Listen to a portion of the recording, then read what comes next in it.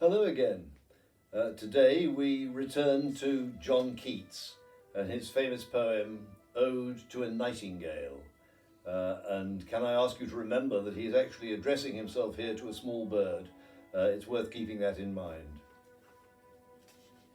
My heart aches, and a drowsy numbness pains my sense, as though of hemlock I had drunk, or emptied some dull opiate to the drains 1 minute past, and Lethe woods had sunk. 'Tis not through envy of thy happy lot, but being too happy in thy happiness, that thou, light-winged dryad of the trees, in some melodious plot of beechen green, and shadows numberless, singest of summer, in full-throated ease.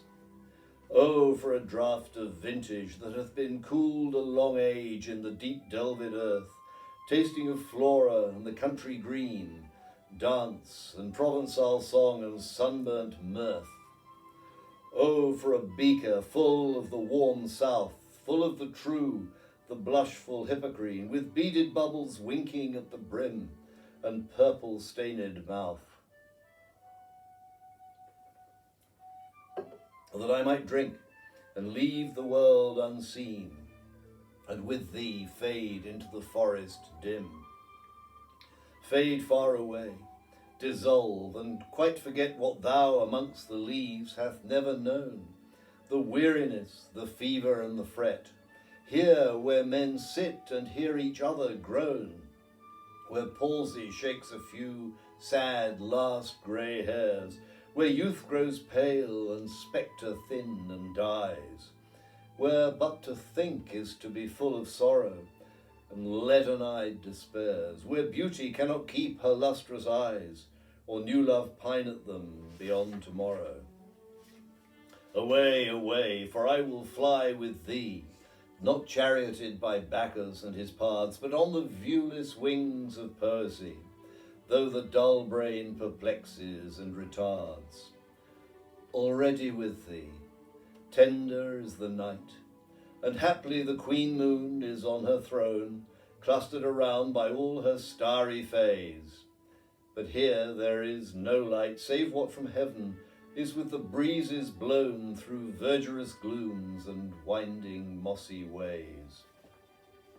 I cannot see what flowers are at my feet, nor what soft incense hangs upon the boughs, but in embalmed darkness guess each sweet, wherewith the seasonable month endows the grass, the thicket, and the fruit tree wild, white hawthorn and the pastoral eglantine, fast fading violets covered up in leaves, and mid-May's eldest child, the coming musk rose, full of dewy wine, the murmurous haunt of flies on summer eves.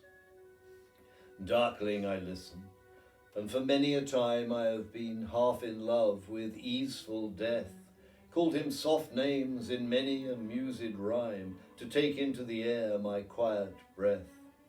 Now, more than ever, seems it rich to die, to cease upon the midnight with no pain, while thou art pouring forth thy soul abroad in such an ecstasy.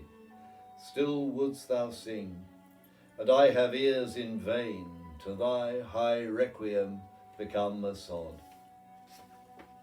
Thou wast not born for death, immortal bird, no hungry generations tread thee down. The voice I hear this passing night was heard in ancient days by emperor and clown.